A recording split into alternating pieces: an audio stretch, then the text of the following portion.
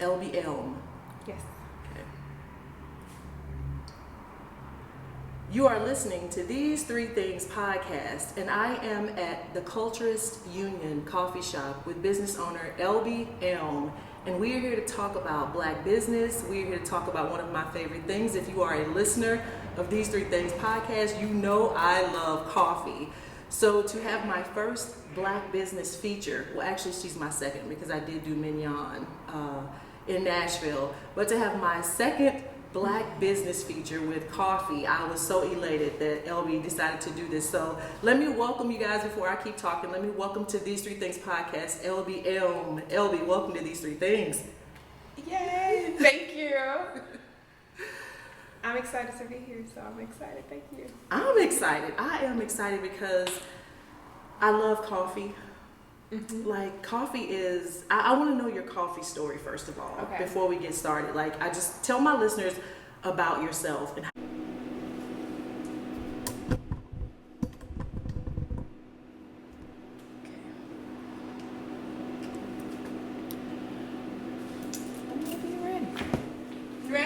I might be. Yeah. I want to get the view of your shop in the background. Oh, thank you. Recording, so.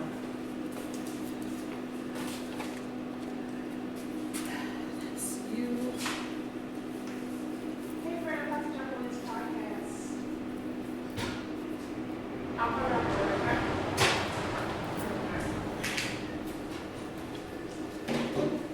Thank you for bringing me food. Boy, you wouldn't eat if I didn't. I need you to eat.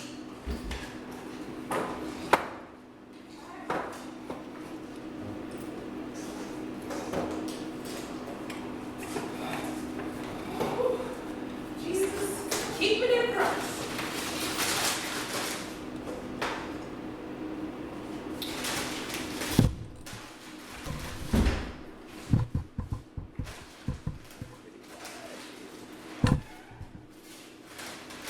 Somebody who you chicken, you do spicy. Oh, I hate when I'm talking to myself or I'm talking to somebody and they be going. Oh. See, okay. Love these chairs. Love, love, love. Thank you. Actually, this fabric came from Nigeria. Yeah, I All of figured. these chairs were like finds. I found them in somebody's house or estate sale, Yes. garage sale, Mhm. flea market. These yellow chairs came from a coffee shop that was going out of business. So, yeah. Okay, my house. You talking about chairs? Mm-hmm. Oh yeah, we had fun staying in these chairs. Yeah.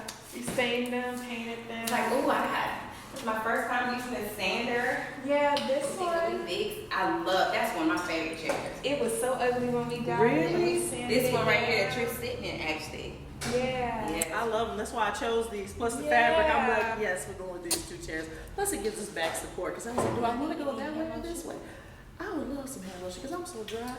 Okay, be prepared. Okay, just a little bit Oh, though. I got some a finger cut. Be prepared for what? Can I have Feel one? that? I'm gonna like it. Just a skosh. Yes. Thank you. You can just go. Okay. I do like it. What is this? Yes. It's like, okay. Okay, thank you. Okay, ladies, let me go All right, boo. and heal some soles. Thank you. Okay. See you later. We're gonna do a mic check. Huh? Can you lock this before you start? Yes, So ma'am. you won't be interrupted. Yes, ma'am. I was your mother. Okay. She's a good friend. Yeah, she's been my friend. I've known Sharrona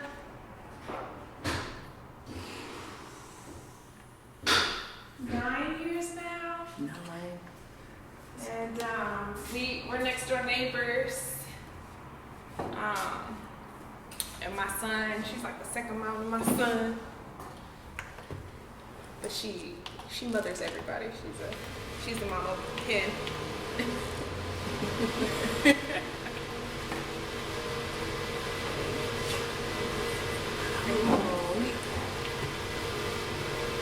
Okay, so you ever done a podcast before? Not like this. What is like this? Well, not all fancy with the light and the setup and all of Oh, that. wow. I think we've done it, on the phone. Yeah, well that works.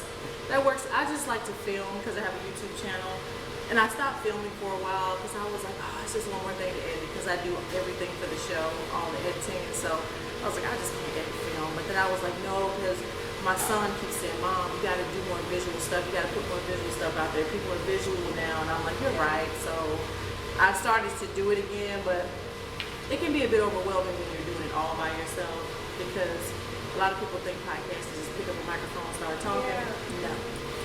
Especially when if you have a production team, which I hope to have at some point, but I don't now. So how did you get national syndication? Like, how did you get national advertising and all of that? well, just reaching out, working with people, like going to them and telling them about my podcast. There's a place in Nashville, Tennessee called Scared Bennett Center. And I knew a friend who worked there. They're like a wedding venue, but a lot of people don't know that they have a beautiful wedding venue there. So they just were like, put us on, say us every time you do a show. Like, we'll pay you. Like, we'll just make sure that you're good. And then I've had people who like listen to the show, who donate to the show, things like that. So it's just the work of like getting yourself out there. And then once you get out there a little bit, then you can start going like to Pandora and iHeartRadio, and they'll look at you and check your numbers and be like, yeah, we'll put you on. So yeah, it's growing. It's growing. I have a pretty awesome listening base of people. A lot of that comes from me being in the sports world. Yes. So Well, I checked out the Black Men in Therapy, and I was laughing when you said,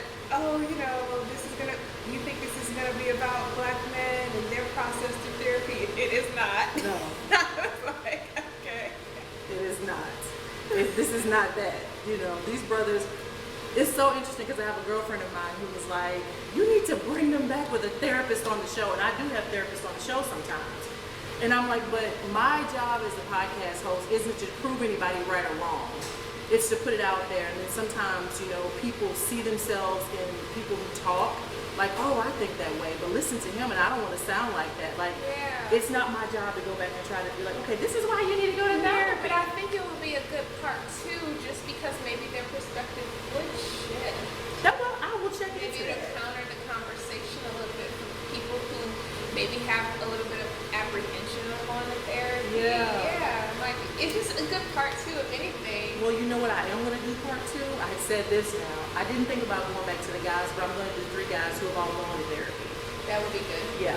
That would be really Yeah. Because I kind of feel a little touchy about going back to the same guys and having a therapist because they've already expressed they don't really like therapy or they wouldn't do it. They'd rather talk to their friends or whatever. But,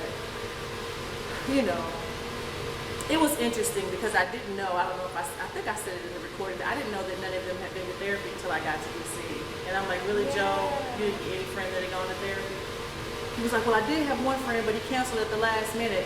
And so I was like, okay, well, let's just talk about it because I felt like it would also give a view of why brothers don't go to therapy. That's one of my non-negotiables. Like, when I'm dating, you have at least gone to therapy, even if you're not on your, having a current therapist. You have to go. You have to. Because you don't really know yourself. It was so obvious listening to them. Like, y'all need therapy. Bless you. Bless you.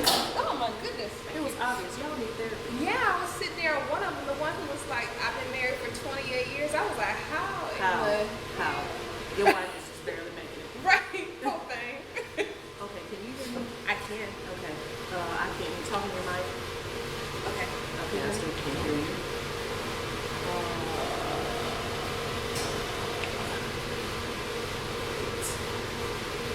And I see why. Okay, now talking to your mic. Okay. Can you hear me? You talking? I am talking. can't hear me either. Let's see. Now, can you hear me? Nope, I can't hear You you. can't hear me? Can you hear me now? I can hear you. Can you hear me in your headphones? Say something now? You can hear me in your headphones? Yes, I can. Okay, I still can't. I still can't hear me either. Okay. Is it plugged in? Yeah. Oh yeah. You're in. I just need to figure out why. Is my mic on? Okay, now I'm talking to your. Okay, can you hear me now? Oh, okay. I see why. This may help. Okay. Yes, I can. I was like, okay, now wait a minute. This is our first podcast. I know I can't do this call. Okay, so you can hear me well? Yes. I can hear you well. Let me see if there's anything. Okay, just podcast etiquette. I feel like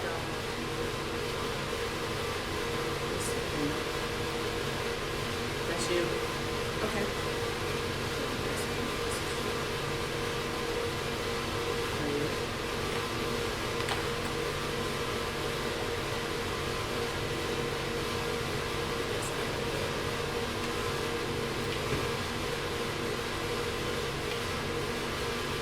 Okay, I've pushed record. We've already been recording there. Oh, okay. Hey.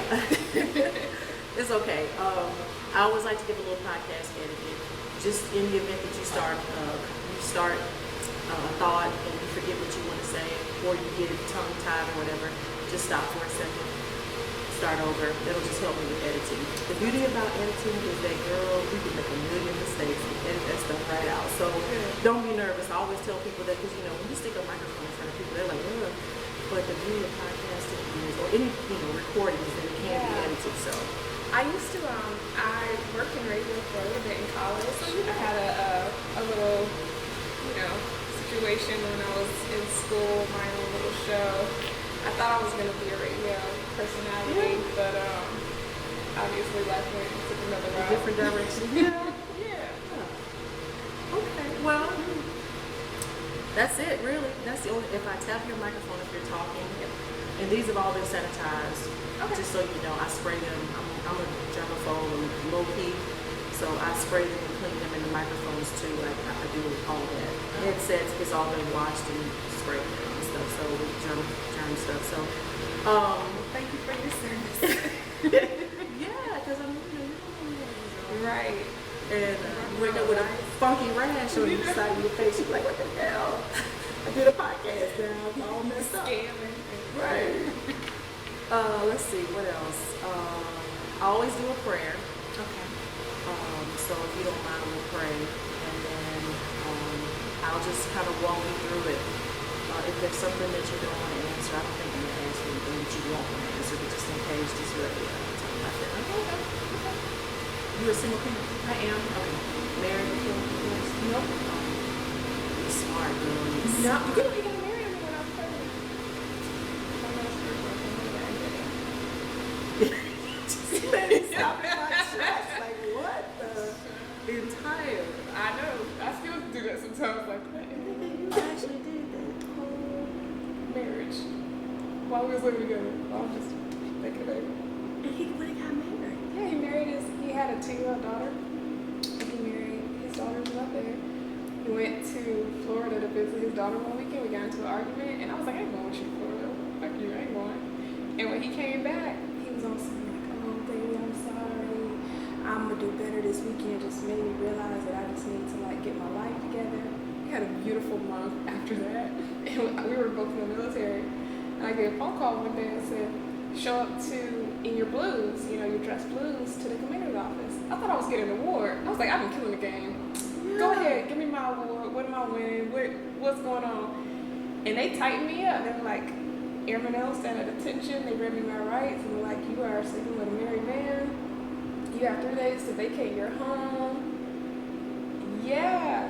And so I had to move out. I had to get my life together. About caught myself going on this last minute deployment just to get out. I was like, I'm gonna hop on a deployment so I can get out of here. How much of this you want to share on the show? No, it's fine.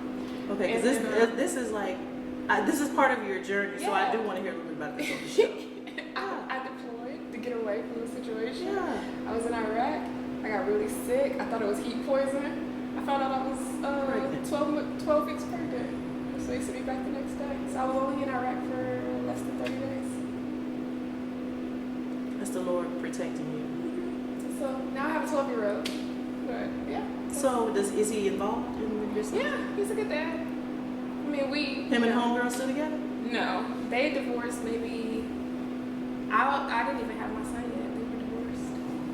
So within 9 months, whatever, they were together. They never lived together or anything. Just when I think I have heard it all, I just found out that I have not. No. Okay, let's pray. Okay.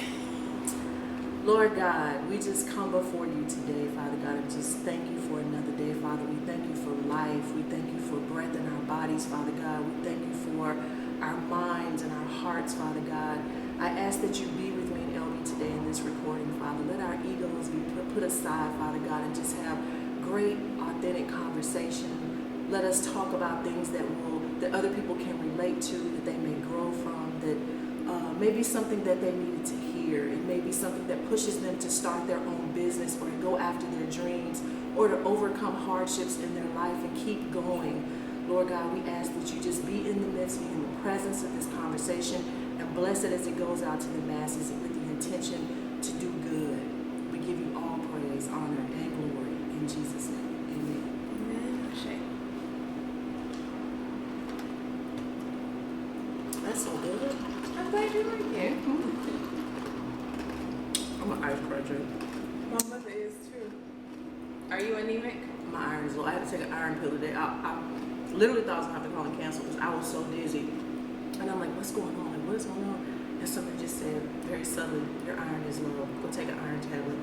I took it. 45 minutes later, I was great. Are you taking vitamin D too? Yes. Okay. Yeah. Good. Got to. And I'll take the vitamin D, but for some reason I don't like taking the iron. Me neither. I have to get infusions. About 2 years ago, I was passing out from low iron. And so now I have to go every 3 months and get an iron infusion. Is that light skin girl problems? I think so. I think so too. I don't know the sun. They just don't want to come and wash over us. I think those are fellow yellow problems. Okay, so what I'm going to do is I'm going to introduce you to the show. Okay. I always talk about how I know my guest. Okay. I'll talk about just coming in here. And Yeah. I'm like, just didn't even know it was a black-owned coffee shop. Talk about coffee. I love coffee, so I was like so geeked. I'm like, you mean to tell me there's a black-owned coffee shop in Savannah?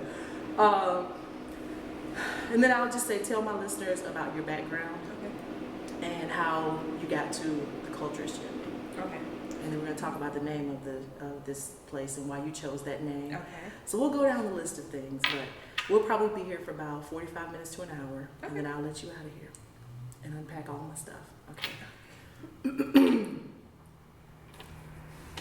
Elbi Elm. Yes. Okay. You are listening to These Three Things podcast, and I am at the Culturist Union coffee shop with business owner Elbi Elm, and we are here to talk about black business. We are here to talk about one of my favorite things. If you are a listener of These Three Things podcast, you know I love coffee. So to have my first black business feature, well actually she's my second because I did do Mignon in Nashville, but to have my second black business feature with coffee, I was so elated that Elbi decided to do this. So let me welcome you guys before I keep talking. Let me welcome to These Three Things podcast, Elbi Elm. Elbi, welcome to These Three Things. Yay! Thank you. I'm excited to be here, so I'm excited. Thank you. I'm excited. I am excited because I love coffee. Mm-hmm. Like coffee is, I want to know your coffee story first of all, before we get started. Like I just tell my listeners about yourself and how you arrived at the Culturist Union coffee shop, how you decided to be a business owner of coffee. Break it down for us. It's a very long journey. Yeah, take it. We're ready. You want me to start from the very, very beginning, or you want me to start from like? Start wherever you want to. Okay. Well, I was born in Pontiac, Michigan. Okay. I was born in Pontiac, Michigan. Okay. Single mom. She got married when I was about 6 years old. My dad adopted me, so my stepdad adopted me, and he's an Army brat. So we traveled all around the world, and I got to experience all of these different places that otherwise I would be in Detroit, you know, kind of doing the same thing that everyone else is doing. And so I fell in love with coffee shops as a little girl. I would love to go to coffee shops and sit. I felt so sophisticated, like a grown-up. So that's how I fell in love with coffee. But that wasn't what I thought I was going to do. I thought I was going to be like the next Whitney Houston. You could tell me I wasn't going to be out here. You can sing? No, ma'am. Well, I like to think that I can, but then sometimes, you know, I'm humbled when I'm actually with a singer that can sing. Yeah, you find out, like maybe not. Yeah. Okay. And so I joined the Air Force. I did that for about a little over 9 years, and then I got out and I did theater and singing, and I kind of did the stage management thing. I wanted to create a gathering spot here in Savannah. I wanted to raise my son in the South. I wanted to be in the South, but I wanted to be in a space where I didn't feel like I needed to assimilate. And that wasn't happening in Savannah. And I didn't want to go to a big city to do it. Yeah. And so I started telling everybody I was going to open up this co-working space, this gathering spot. I have no money, no plan, no nothing. I was just out here talking. I was just on Facebook, like, this is what we're doing. And people were like, yeah, let's do it. And then, like I said, I had no money. And so I started crowdfunding. And I realized after having coffee date after coffee date, meeting people, networking, growing my village of people that were helping me, that the best course of action was not to do a co-working space, but instead to do a coffee shop. And so although I love coffee, I'd never been in coffee or anything, so I had to figure it out very quickly. And I partnered with a roastery out in Nashville called Good Citizen. Okay, Tennessee, represent. Yeah. I'm from Tennessee. Okay, yeah. So Good Citizen came down here. They taught me everything that I need to know, and I've just been learning and growing my own university. That's so good. Yeah, That's so good. I mean, that's just going. That's not thinking too much about it. Just going. Yeah, I don't know if that's probably my problem in life, because I'm always like, oh, let's do it. But you know what? Figure it Thinkers out. this would have never happened if you're thinking too much about it. So you're a single mom. How is that? I mean, I don't know. I've always been a single mom, so I don't know what life is like outside of that. It's difficult. It's challenging, but you know, we make it. We figure it out. He's very independent, and I'm so proud. Yes, I have a son who's 12, going on 33. He'll be 13 in a couple months. So how does he feel about mom owning a business? He's gotta be proud. He's very proud. Oh, I mean, he thinks this is his business. He should. He's back there on Saturdays taking orders. Yeah. He gets so annoyed. I'm like, you better clean up. So he's good. Does he look like you? Oh, that's my son. Really? That's my Well, that's good. That's good. He's drinking after now. Right. Yeah. So that's why he feels like it's his place. Order the Langston. What is the Langston? What's in the Langston? So the Langston latte is a pure sugarcane syrup that we get from Pride Farms out in Effingham County. And we just blend it with some oat milk and our espresso. Oh, it sounds delicious. It is so, it's creamy, it's, just pure sugarcane. Well, I will try it. I do not plan on frequenting another coffee shop. I just want you to know that you'll be seeing me often outside of the podcast just because I'm big on black business. Yeah. And then it's a black coffee shop? Come on. You know, I'm going to come over here and drink coffee. So, and test it all out and try everything. I think I love what you did with the place. Like, it's really beautiful. And, you know, it's kind of, I don't know, it's a bit rustic, it's a bit classy, it's a bit European, it's a bit... It's like like a smorgasbord of every place that I've ever lived. It got a little bit of DC in it, it got a little bit of Detroit in it, it has a little bit of the South, it has a little bit of Europe. I lived in Europe, I lived in Japan, I see have that. a lot of African influence from my travels, so it's just kind of a mix. Yes, and it shows, and it all works though. It Yeah. all works, and then I love all the artwork. These are Black artists in Savannah who put all the Everything in artwork this up. place is Black. And all of the marketplace items are local, handcrafted, Black vendors. We've had 3 Black muralists come in. So this right here, this brick wall is actually not a brick wall, it's a sculpture. That's painting. Yeah. Oh, wow. So her name is Sharrona Reaves. An artist named King Beezus did the inside mural, and then outside in the courtroom, Nikisha Jones did that. Nikisha? I didn't know Nikisha could draw. Yes, Nikisha Jones. She also did the in my building. She did. Yes. Nikisha's been on my show. Really? Yes. Awesome. Yeah, we go to church together. Really? Yes. And I did not know that she could draw. Yeah, her painting is right there for sale. What? Those small paintings right there on the wall. Yes. The things that I think I talk about and then I find out that I don't. I think Nikisha's so dope. I think she's a good girl. Yeah. Shout out to Nikisha. Okay, so let's see. I was gonna ask you, do you like coffee? Because some people have businesses that they don't, it's just a money maker, and so they get into it, but they don't necessarily indulge, like they don't really use the product or whatever, but they know it makes money. Do you love coffee? Yeah. I've always loved coffee. Tell me your coffee story. Tell me when you, okay, so obviously you said you were young and you traveled and you went to coffee shops, but when did your love for coffee, like the taste of coffee? My granny, I was probably 3 or 4 years old. She used to work nights. She worked for Bell South. I think it's 18 and 2 now. But she used to work for Bell South, and she would get off work at about 1 o'clock, 2 o'clock in the morning. And so she said that I would be up with her, and she would make her a cup of Folgers with a bunch of cream and sugar, and she would let me sip it with her. And so ever since I was a little girl, I've been drinking coffee. And I think when I was around 12 years old, we were living in Germany, and there was a coffee shop right across the street from my school, so I used to pop in all the time and pick up, the coffee, and I would fill it up with cream and fill it up with sugar, but it's always been a part of me since I was little, like a baby. Yeah. It's something about coffee. It's what you said, like, it makes you feel a little sophisticated. Yes. Especially if you're in a really nice coffee shop like this, where the tables are nice and you can go and like just sit at the little table, or you and your friends can come and just sit and drink coffee. Like, I get that. I totally get that. I love the fact that you can do so much with coffee.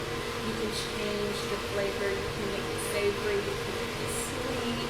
There's so many things that you can do with it. And then even going back, like learning about coffee in this experience, you realize how much work actually comes into extracting that, planting that bean, extracting that bean, the process of how to grind it, what is the difference between, a regular coffee shop at the gas station versus, a place like this, and the type of effort that baristas go into making sure that the flavors and everything meshes together. So now I'm into the science of it, and it is such a wonderful world. It's never ending. Never ending. Really, like, I'm sure you're in here some days and you're like, oh, okay, you probably have a vision of like, and then I'm going to add this to the menu, I'm going to add this to the menu, and I'm going to create this, and you just probably, are you trying stuff back there, just like doing a lot of different things? Yes, especially because everything in our menu, all of our syrups are handmade.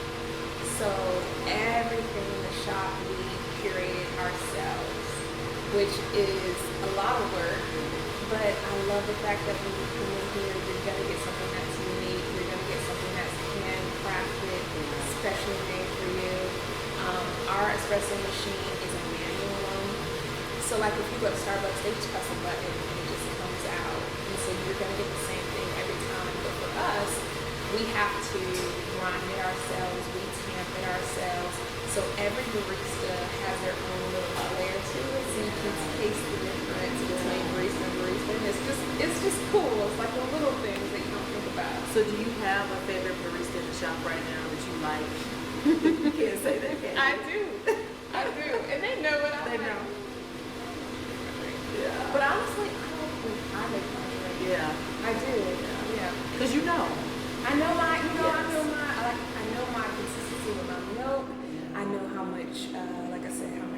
I want. And when I go to other coffee shops now, if they're not doing handmade or homemade, house-made syrups, I'm like, eh. If they're not using, a manual espresso machine, like I've gotten really snobbish. Yeah, I see.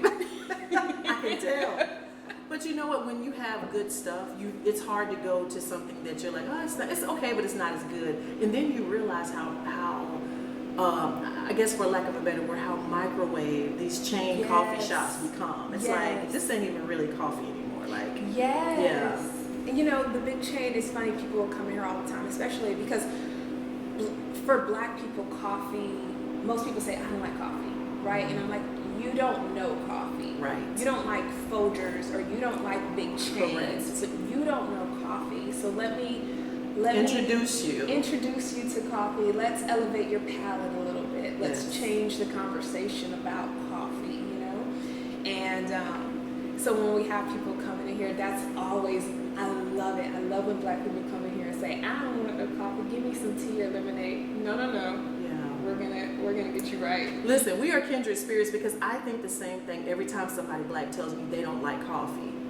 I'm like, because you've never had good coffee. Because we haven't had it. Exactly. Because when you have good coffee, you're going to like coffee. I don't think that I've ever shared this on the show, but this is my coffee story. I was 17 years old when I left I'm from Tennessee, as I just told you. I went to Tennessee. I went to college on a basketball scholarship to Fresno State, California first. I ended up graduating from the University of Alabama, because I transferred, but I went to Fresno State University in California, Fresno, California first.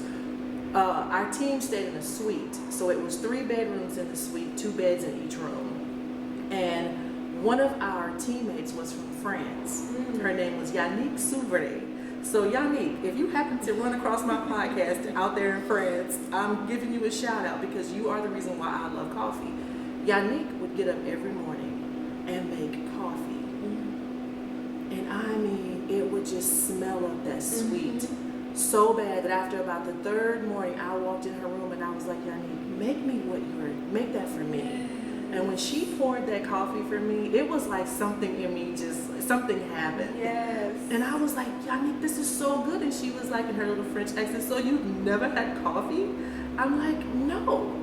She was like, we drink coffee as kids in France. Like, we drink it when we're children. My son drinks coffee.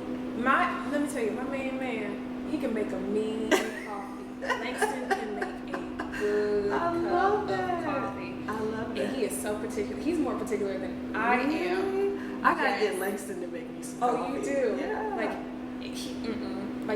even when I make it, it's like, okay, no, I'll do it myself. Okay, Langston. Listen, I'll be here Saturday, Langston. I'll be here Saturday to see you, buddy. Okay, so tell me about the name, the Culturist Union. Okay, so I am, Madam C.J. Walker is my muse.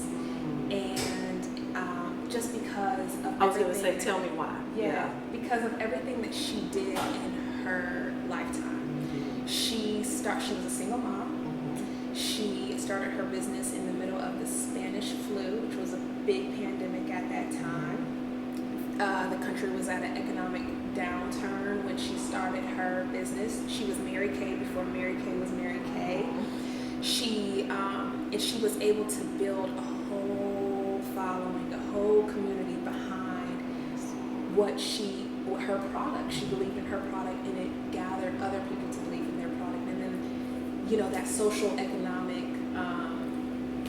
chain reaction where money begets money. So she was able to not only change the money conversation in her family and build financial legacy, but she was able to do that for so many other aspiring Black women entrepreneurs. Yeah.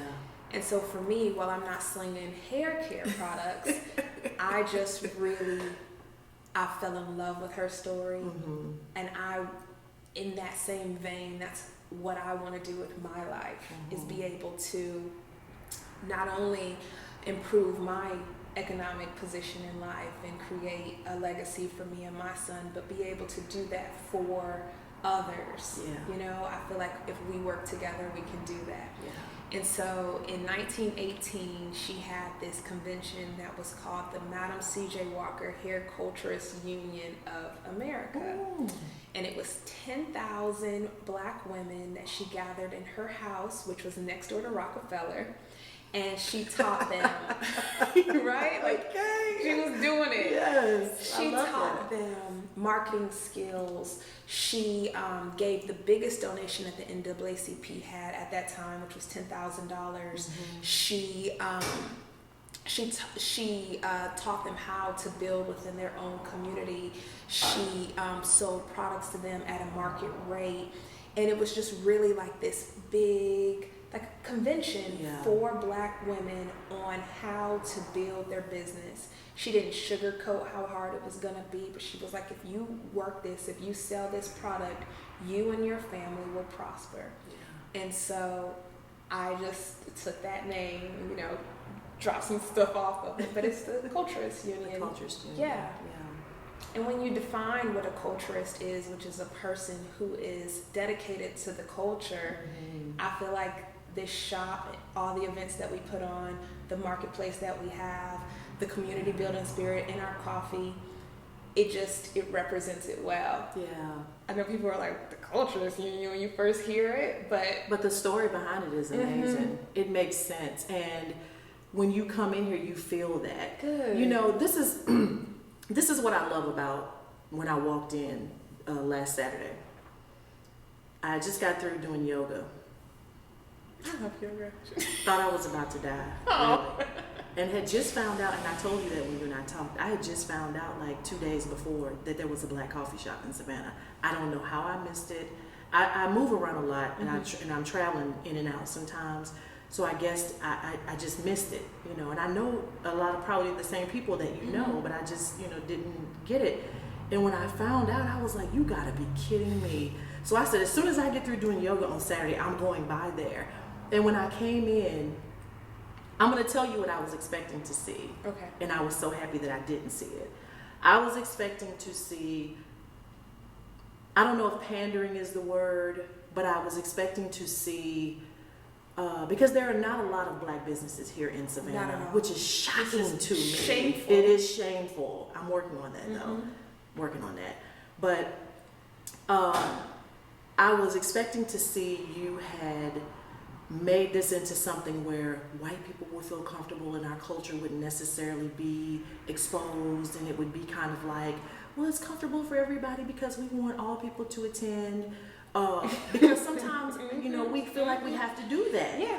And when I walked in, I was like, okay, she is keeping it culture. Yeah. And I was so happy by that. As you can see, I sat over there in my little corner and I just, you know, drank my little coffee and took it all in, and the coffee was great, and I was like, yes, like she kept it culture. And I feel like that's our job when we own businesses, is to invite other people, other nationalities into our culture, not diminish our culture for you to feel comfortable, but come in and understand this is how we vibe, this is how we move, and yes, we're still professional, and yes, we still put out a good product, and yes, we have nice buildings like the one that you have here, and we know how to do things the right way too. Come in and enjoy it with us. And I was so happy to see that. Good, because that is doing exactly what it was intended to do. Yeah, it did. It did, and I was happy to see that. And it's so funny because this particular location, we were supposed to be on MLK, and then that whole thing happened with COVID and supply chain and everything. So we had to move locations. We lost a lot of money. We found this location, and I was nervous because this is kind of, we're in a very affluent neighborhood. And so there's not a lot of black people in this neighborhood. And so a lot of my friends and mentors were like, maybe you do need to change the aesthetic, maybe you need to change the mission until you're able to get, you know, another building, you know, grow this building very vanilla, grow this building, and you can go and do what you want to do. And I was like, absolutely not. I don't care what location that we're in, the mission of the Culturist Union is going to remain, because black people deserve a space where they do not have to assimilate. And so you know, it's challenging. I'm not gonna lie to you sometimes because most of the people, our customers, are white, and as I love all of the customers that come in here, everybody has their own unique story, and I'm sure. and you know, seeing everyone come in here and they're smiling and they're happy, it's a beautiful thing. But at the end of the day, the Culturist Union is for Black creatives, and so we want to make sure that we center Black people at every conversation that we have. Yeah. I love that. Yeah. That's how it should be. Good. Yeah. That's how it should be. You know, because everybody else does their business that way. Absolutely. This is how we move. Come in and join us. Come in and dine with us. Come in and drink coffee in our establishment. And I think people appreciate culture too. Right? I agree with that. And I think the Savannah is ready for a little culture. They are. Yeah. It's so funny. We have a lot of, you know, white, minority people, non-Black customers that come in here, and they want to learn more. They want to know about the artists that come in here. They want to know about the fabric of the chairs. They want to know about all the things that we're doing, the music that they're listening to. And so it's so cool to be able to educate people in our space. Yes. Yeah. Because really, what's better than us? You know, what's better than us? And we shape the culture. We shape America. We move this country We do. from top to bottom. We do. We do. Okay, so we could go on and on about that. So when you talked about you wanted the Culturist Union to be a gathering place. Yes. What do you feel like happens when? Because I definitely believe there is a vibe. There is, I don't know, a spirit to coffee as well. Like, what do you think happens when you gather and drink coffee? I think we allow love to come in, vulnerability to come in, and love at the end of the day transforms Trucks and everything. all. Yep. You know, whatever barrier there is, you know, whatever ego is happening on the inside, insecurities, fear, which most of the time that's what it is. I'm fearing you, maybe you have more than me, maybe you know more than me. I'm having this insecurity. When you can sit down, have a cup of coffee, and open up a little bit, then the world, your community transforms, the world transforms, the neighborhood transforms, right? It's like you become the change. It's very simple. You don't have to do a lot. You don't got to go out on the street and protest. You just got to sit down and be open.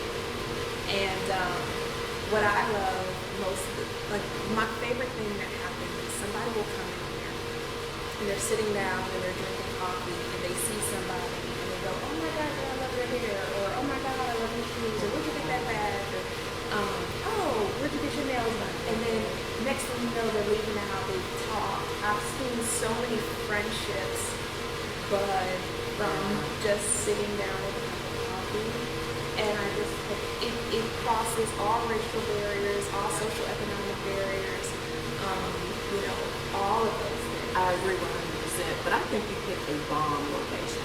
Yeah. Yes, this building, that white when you drive up, but first of all, white is my favorite color. Yes. That cream white, I'm like, yes, okay, this is, so it's inviting. Yeah, it is. From the street, it's inviting, you know, so I think that you've done a great job of creating a gathering spot, and, you know, I could go on and on, because I've been in a lot of coffee shops like you.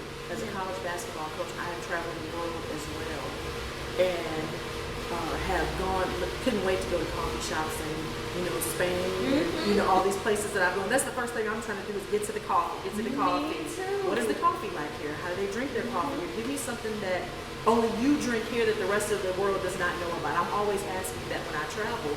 So having been in a lot of coffee shops, like what you said, there's so many things that I look at when I come into a coffee shop, and I feel like, no, you touched it all. Like you really did. You touched it all. Like you gave a welcoming entrance where you want to come in here and see what's inside here. Then you come in and you see that you know, have spaces where people can just like sit by the window. I love sitting by windows and drinking coffee. See, that's the European feel too. Yes. Yeah. Yes. I love my bench. Yes, I thought that was such a good idea, you know, and it brings like a home feel, and it's like you want people to gather, you want people to come in, Yeah. everything that you said. Like, strike up conversations with people that you would have never had a conversation with. I mean, I met this guy, Chinese man, born and raised in Brazil, because his mother like met this man. She was married and whisked off her baby to Brazil. He grew up in Brazil. He became a painter. He like traveled all around the world, and he brought me these gifts and these Brazilian coffee just because he came into here. I would have never met this man. I would have never. And now I have a lemon coffee flavor. Now I'm at the house experimenting. So I just love that this place invites other people to share their stories, and I get to take their culture a little bit and adopt it to ours, and now we have a new thing, so this place I feel like begets new things. I am Sharrona Reaves. I am with Elbi Elm, and we are talking black coffee. We are talking coffee. We are talking the Culturist Union coffee, Savannah, Georgia. We'll be right back. So I'm giving us a little break. I always take a break during this. Now I'm gonna probably have to redo that because I haven't decided the title for this episode because I gotta think it through. Because I always have like a little witty saying, so I don't know what it is yet. So I'll probably redo that. So probably do that. But anyway, I don't even know why I told you that. You wouldn't have known it. You wouldn't have probably even noticed that. Okay, so I'm gonna ask you a couple more questions about your favorite drinks, like your favorite coffee drink, and then your alcoholic, and then your favorite non-alcoholic. You drink alcohol in your coffee? I do. Okay, so I want to know what those drinks are. And then we're going to transition to the business side. And then I'm going to ask you, because I think that, listening to you tell your story about raising a child by yourself and this guy going off and getting married, like a lot of people would stop in that season of life and struggle moving forward. And I always because my podcast is for women, I always like to talk about something that helps us overcome, or if somebody's listening to this who has gone through something close to what you've gone through. This sister owns a business now, and she already said in the beginning that she didn't really have no money. This is just hustle. I started this with nothing, horrible credit. Yeah. So listen, and I'm going to talk about that because I'm going to talk about the money piece, because so many times we have great ideas as black people, but we don't execute them because we think, well, I don't have the money to do it. Right. We got to speak to that. Right. Because we need more black business out here. So I'm going to ask you the questions about your drink, but then I'm probably going to add the break later for that. But that's me talking to myself. Weird. I'm weird. Birds of a feather. Awkward. What's that? Insecure. What she started with awkward black girl? Yeah. That would be me. I'm telling you. People are like, you're weird. When my daddy said, boy, you ain't the brightest lamp. I'm like, well, I ain't the dullest. I ain't the dumbest either, though. Recognize me. See me. We got a dim lighter here. We shining somewhere. No, you far from him. Your light is very bright. Thank you. Hey, this is Sharrona Reaves. I'm with Elbi Elm. We are at the Culturist Union coffee shop in Savannah, Georgia. So Elbi, tell me what's your favorite non-alcoholic coffee drink? If you just come in and you want to sit down and this is your favorite, you're about to make your favorite, what is it? Probably our ivory tower. Okay, what's It's in that? very simple. It is our house-made vanilla syrup, and we have MJM seasoning. So it's one of our local vendors who makes his own seasoning. It is coriander, orange peel, brown sugar, pink Himalayan salt, cinnamon, and you steam that in that milk with a little nutmeg. It's creamy, it's sweet, it's classic. It sounds like it. Yeah. Ooh, that sounds good. So good. Okay, so I may have that Saturday. Yeah. When I come. It is my favorite. I made that drink. It's been the drink that I've drank that probably for years now. Really? Years now. Yeah. That sounds delicious. Yeah. It sounds very tasty. Okay, so do you put alcohol in your coffee? I do. Okay, what's your favorite alcoholic drink? So I'm a brown, coffee with alcohol. I'm a brown drinker. Me too. Brown what? Are you Crown? I do whiskey. Okay. So I You do always, Jack Daniels? Mm-hmm. I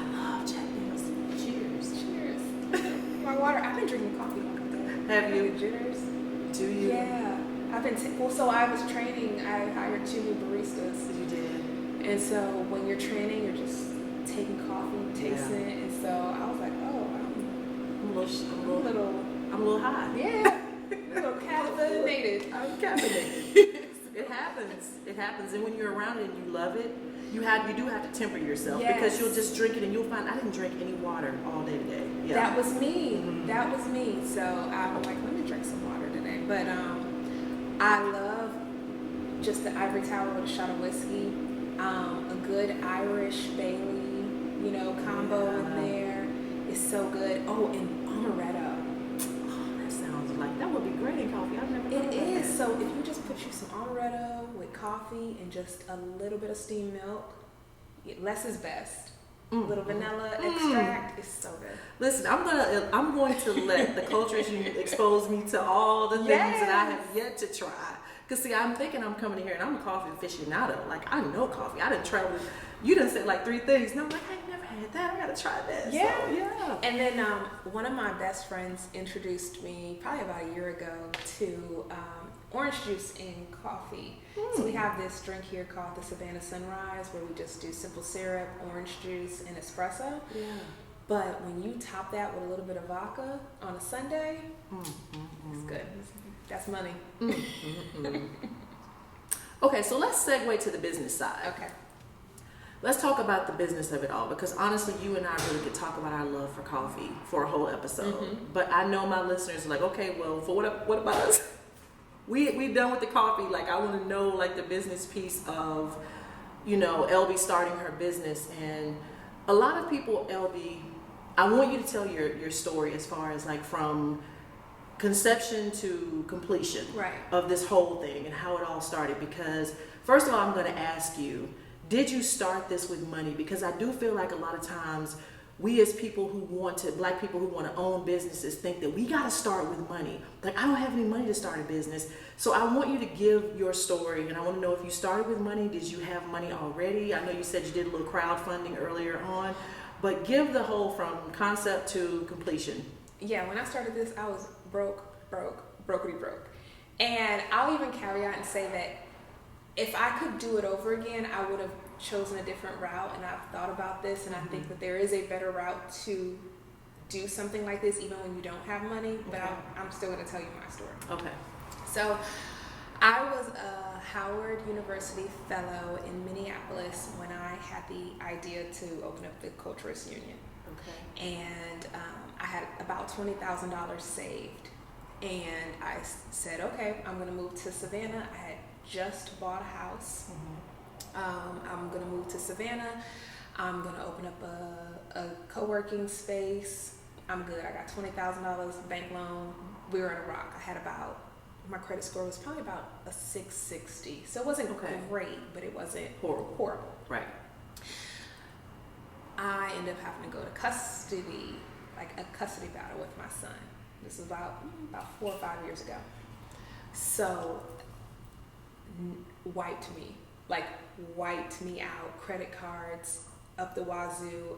If anybody has ever gone to custody, it's like a divorce, and lawyers are very expensive.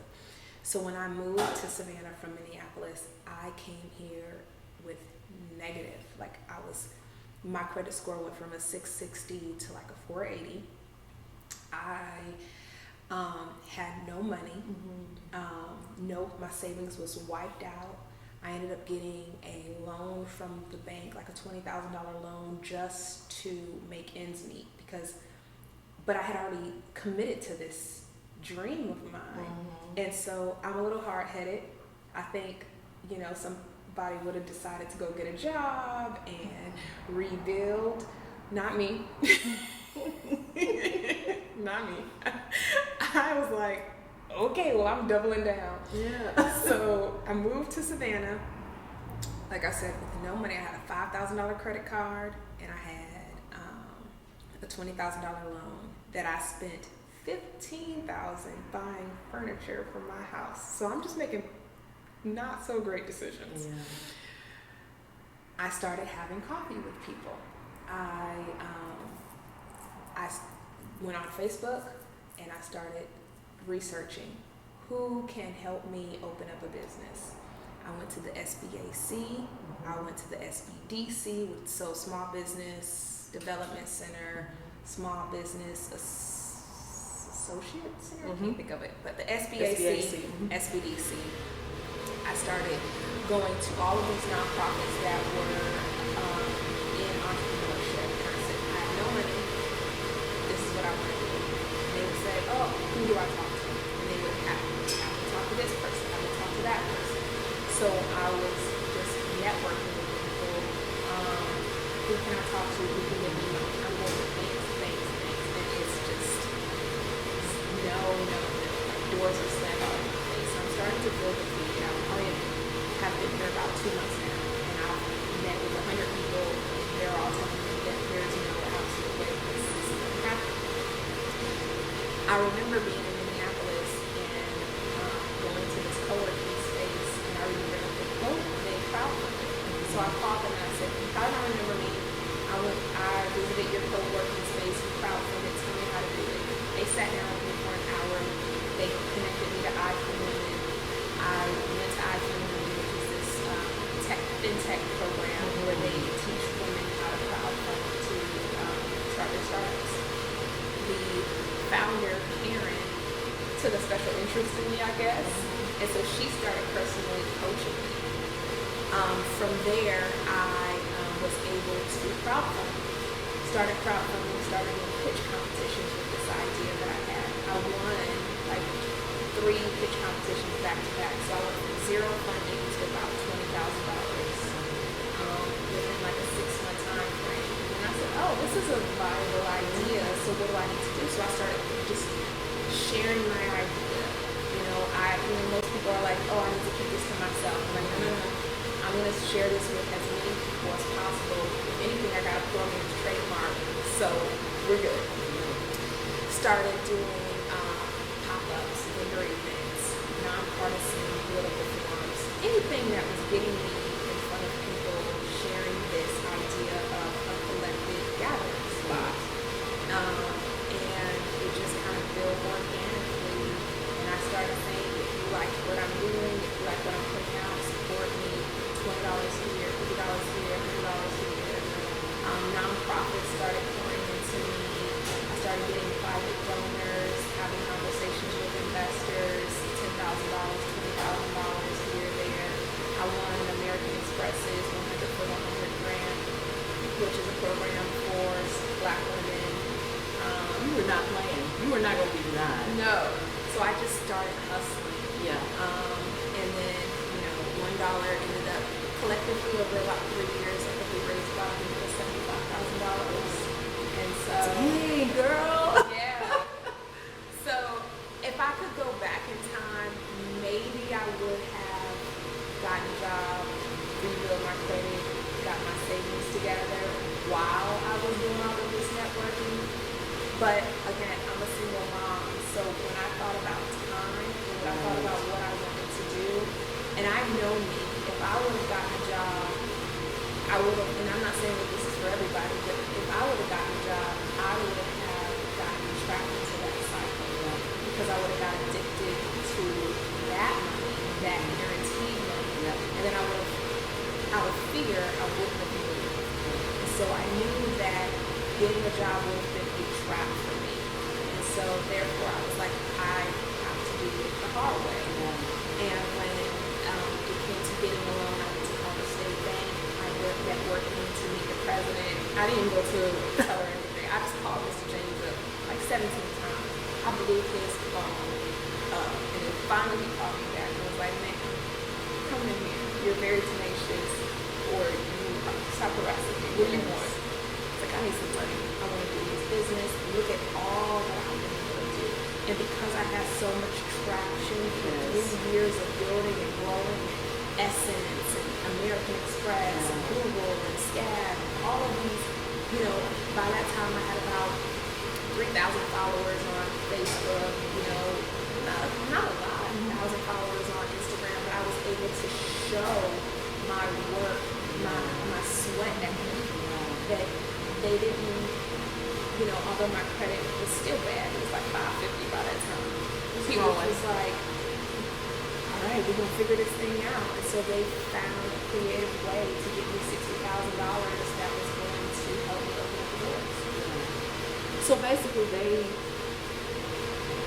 respected the fact that you had done a lot of groundwork on your own. Right. And this person is willing to do all of that and not just come in here and want us to give her something with no work behind it. Yeah, you have to have some sweat in the game. You know, Yeah. people, I think when they think about business, they're like, they want to start, which is like me when I joined the military. When I joined the military, my father was an E8.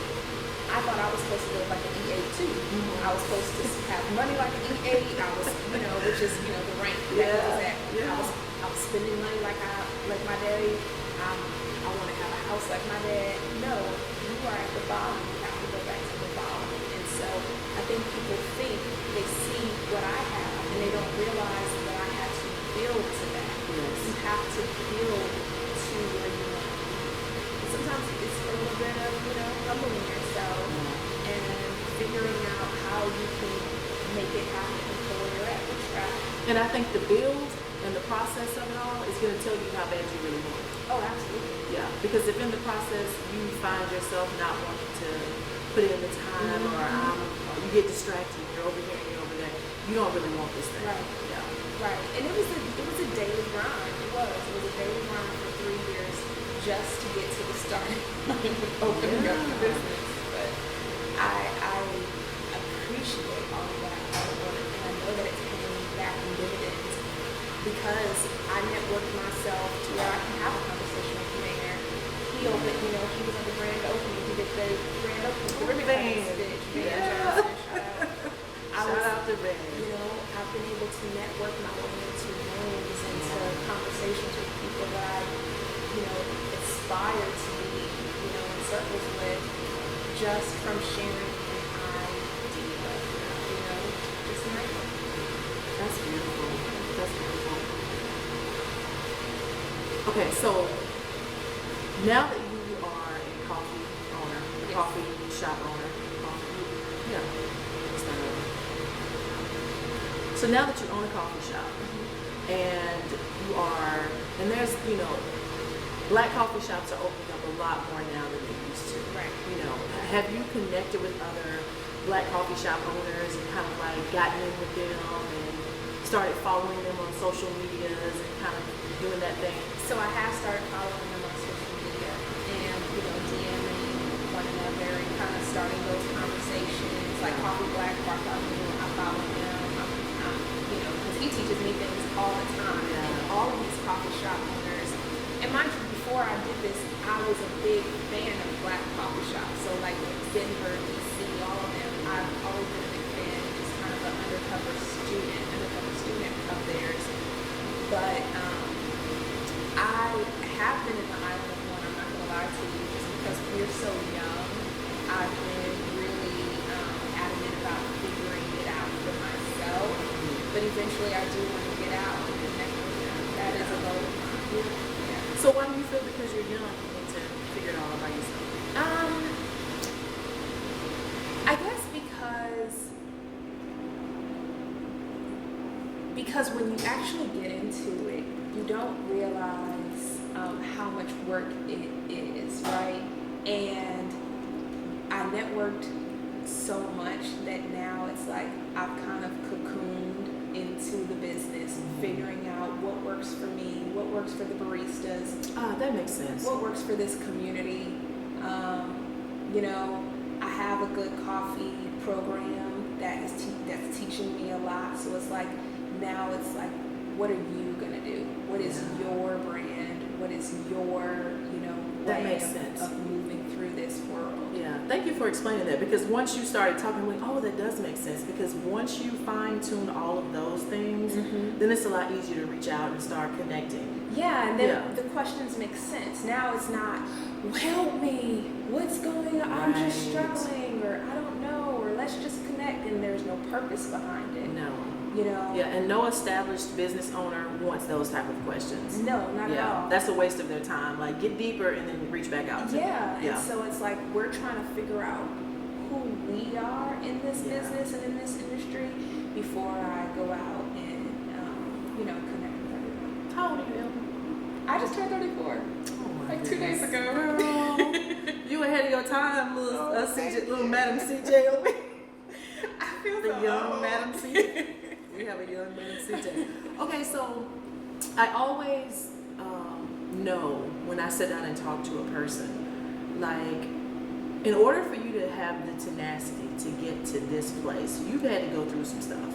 Oh, yeah. Yeah, you've had to go through some stuff, because people who get to this place in life are not people who have had things just laid out there for them, or hasn't really had to deal with, you know, life and life happening to them. And I heard you say that you spent $20,000 fighting for your son, and I know we talked about your son earlier. Right. Like, what have you had to overcome to get to this moment? I mean, I feel like my life has just been a collection of resiliency, like a training ground. I'll even take it back to when I was a little girl. I was in a community. I was in Detroit. My mother was a single mom, but we lived with my grandmother and my great-grandmother. I had 12 adults, cousins, uncles, everybody in this 3-bedroom house. And then we moved from that to a couple that just got married, so they're all in love and they're, you know, they're connected, and it's lonely. So I had to figure out how to navigate through life where my environment changed at a very young age, where I'm moving all over the place, whereas before I was very, you know, centrally connected to family, and now I'm not. So like that was a big adjustment. And then moving all around the world has always been a big adjustment, because I've always been the new girl, having to figure out one base to the next base. Who am I going to be? Who are these people? How am I going to interact with them? So that was an adjustment. Then going into the military at 17, where people think, oh, you're 17, you graduated high school, you're an adult. No. And I'm a heavily male-dominated industry. I just graduated high school, so I don't know crap about nothing, you know, 17. and I'm moving around the world, so I have to figure out what that looks like. And then I have my baby young, so I'm 21, and this man just married someone else, and I gotta raise this kid. And Wait, hold on. Go back. You're pregnant at 21. I'm pregnant at 20. You have a baby at 21, and the baby's father married someone else. Yes. Okay, talk about that. So, you know, I'm in love. We've moved in together. We don't have any kids, but we're enjoying each other. And then he decided, for whatever reason, to marry his daughter's mother, who was 2 years old at the time, on me. And so we broke up. You know, he's in his marriage and whatever they're doing. I go on a deployment, probably about less than a month later after all of that, which is crazy that you would go away to deploy to Iraq to get away. I was like, I got to go. Yeah, that's when it's bad. You know, it's bad. Like, I gotta go to war to get away. If Iraq is the place I got to get to, then I need some peace. I need some peace. Send me to war. In Iraq. Exactly. And I found out that we were like 12 weeks pregnant. Once you got to Iraq. Once I got to Iraq. And so they send me back home, and now I gotta navigate what this life looks like, and I'm embarrassed, and you know, I still have strong feelings for this man, and now I have a baby growing inside of me. Am I gonna keep it? What am I gonna do? Ultimately, obviously, I decided to keep my baby and figure out life as a single mom.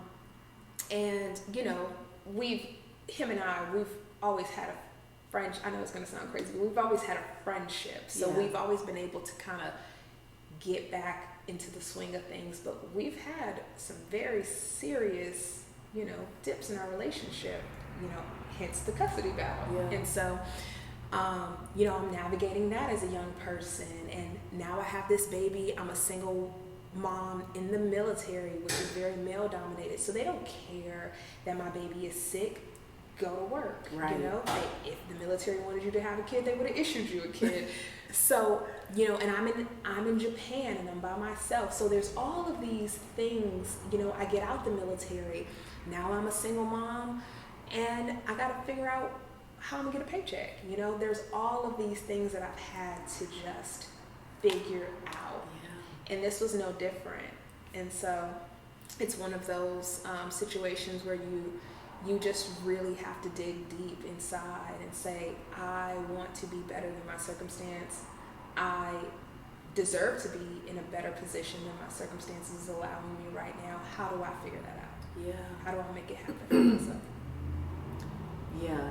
Now, you know, so much to what you just said, I really love, because there are going to be so many single moms who listen to this episode who have a young kid that's feeling overwhelmed, that has dreams and goals and bad credit, you know, Yeah. that's made bad decisions, that need to hear you. Yeah. That need to hear you and understand that it's possible. But what I appreciate more than anything is that you've been very clear about the grind. Mm-hmm. You've been very clear about the work that it took to get to the Culturist Union, Yeah. being not just a thought in your head or a conversation that you're having, but to an actual brick and mortar opened business. Yeah. And then you have to navigate you have to use what you got. So for me, my village, my sisters, my friends, you met a friend of mine earlier. I collect friends and I treat them good because I need them. Yeah. I need babysitters. I need people who are going to make me dinner because I'm getting home at 8, 9 o'clock. My mother, my father, my sister, like my people, they take care of me. And if you don't have good people around you, I'm sorry, you got to figure that out. You might want to go to therapy, but you need people around you, and you need people who want to be around you. Yes. And then beyond that, I think that for me, I had to discover a different form of exchange of currency, like bartering. Yes. Or trading. Yes. Like use what you got. If I have a bunch of chairs on the side of the road, we're gonna paint it up, put some new fabric on it, and now everybody's like, "Ooh, you got some cute chairs, girl." So it's like, is that not what I said when I came in? Like, girl, I love these chairs. You were like, you have no idea what these chairs were transformed into. Yes. That's what it's all about. So it's about your village and using what you got and making it work. I love that. You guys, I'm here with Elbi Elm, the owner of the Culturist Union coffee shop in Savannah, Georgia. We'll be right back with these 3 things. Yes. Yeah, I hope it wasn't too like low. No, listen, girl, we could have just